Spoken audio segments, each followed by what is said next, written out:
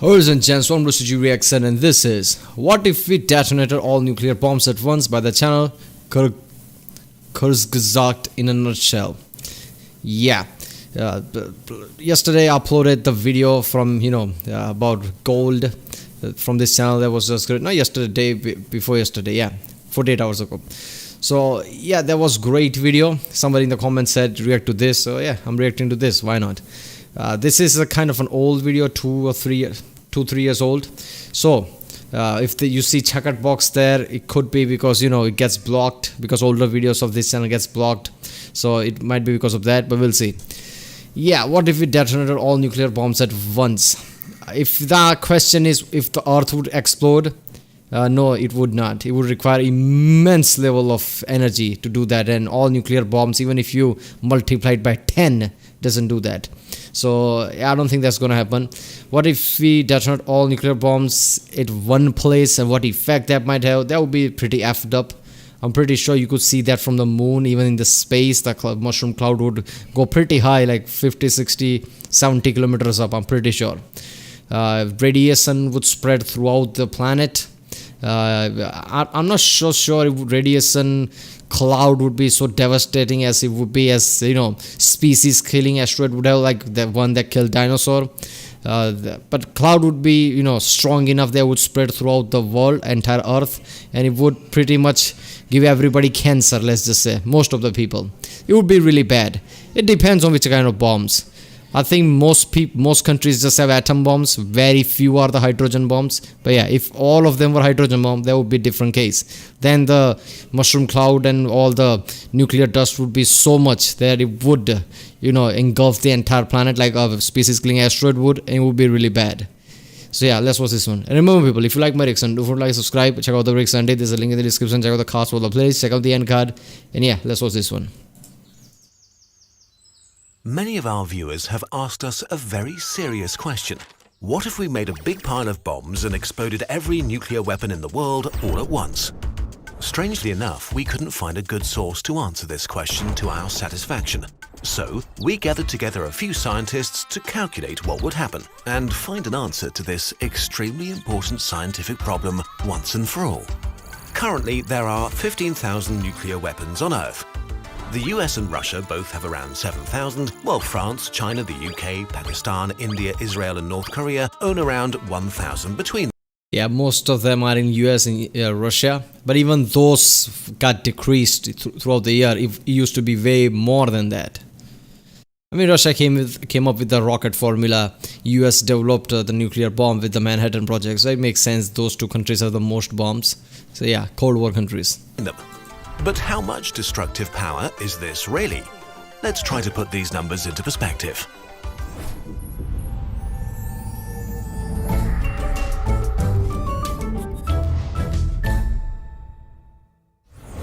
On Earth, there are about 4,500 cities or urban areas with at least 100,000 inhabitants. Some are bigger than others, so we'll assume that on average we need 3 nuclear bombs to completely wipe out one city. This means we could destroy every single city on planet Earth with our nuclear arsenal, killing more than... If we are detonating not your conventional atom bomb but hydrogen bomb, thermonuclear bomb, I think most cities would require just one if its bomb is big enough, and some cities like Tokyo would require I think 2, but even that depends. If you make a big bomb like Tsar Bomba or even bigger than that, I think one would do the job. I'm pretty sure most countries don't have... I don't think apart from Russia and USA anybody has the hydrogen bomb. North Korea says they have it, but tests whatever we detected so far says the otherwise, so I think they're just flexing. But yeah, Russia and USA I think have the hydrogen bomb, and even that is in very small amount. Than 3 billion people, roughly half of humanity, in an instant. And we'd still have 1,500 nuclear weapons left. Now that's what an expert would call overkill.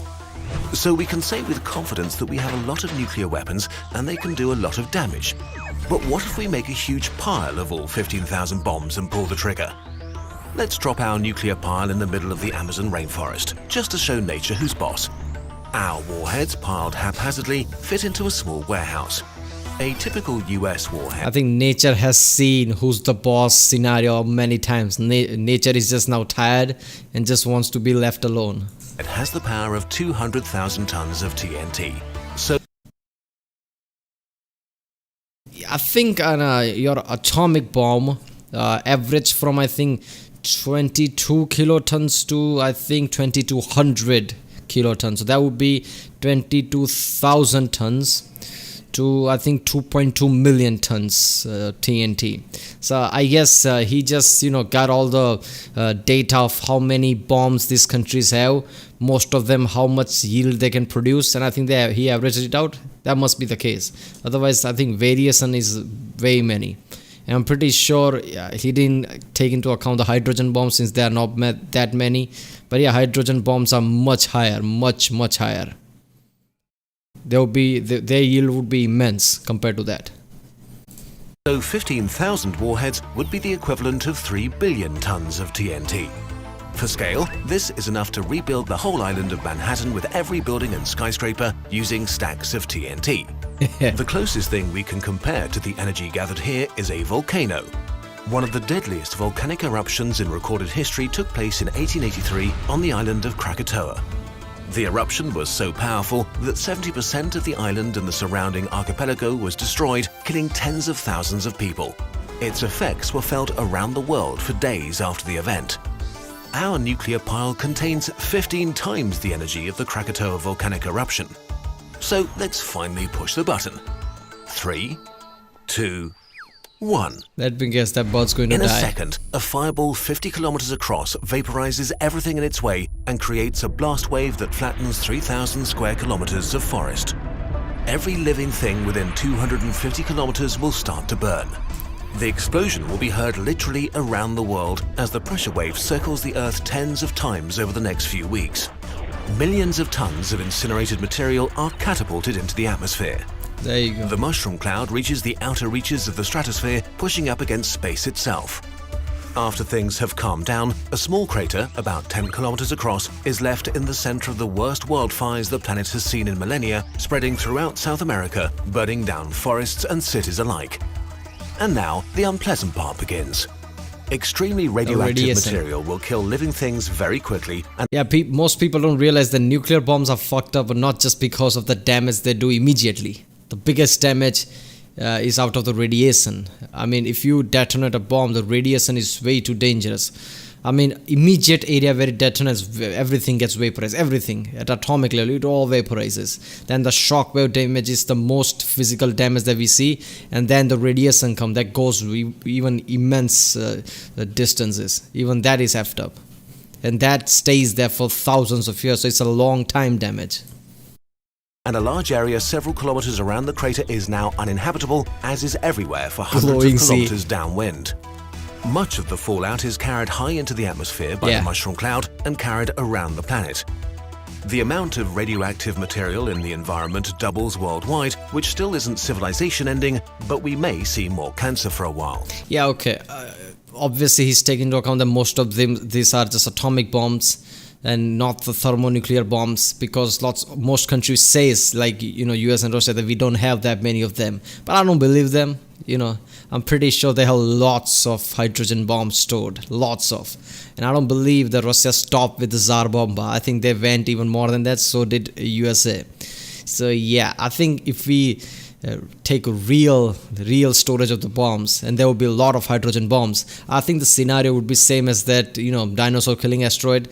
The radiation cloud would engulf the entire planet, and that would be really bad. Sunlight would stop. Not just that, now it's radiation everywhere. There would be radioactive rain. So that's just, it's all the like Fallout game. It's like all going to be for like Fallout 4. You would have radioactive rain. It will look all green. It's just effed up, man. Apocalypse is here apparently.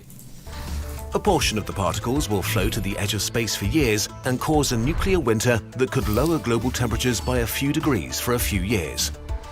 This explosion was pretty bad if you're in South America and especially Brazil. The Amazon rainforest is pretty much history, which is not great. But human life will go on. Okay, but what if we explode more nuclear weapons?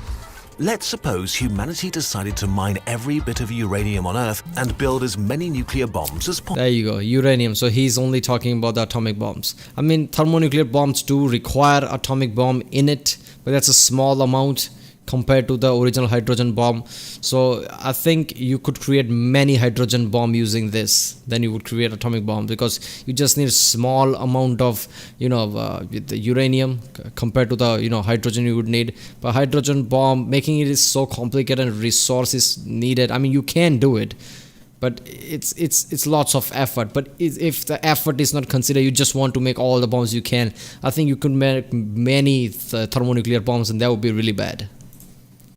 Possible. At current usage, it's estimated that there are around 35 million tons of uranium in Earth's crust, enough to power human civilization for over 2,000 years, or to build millions of nuclear warheads.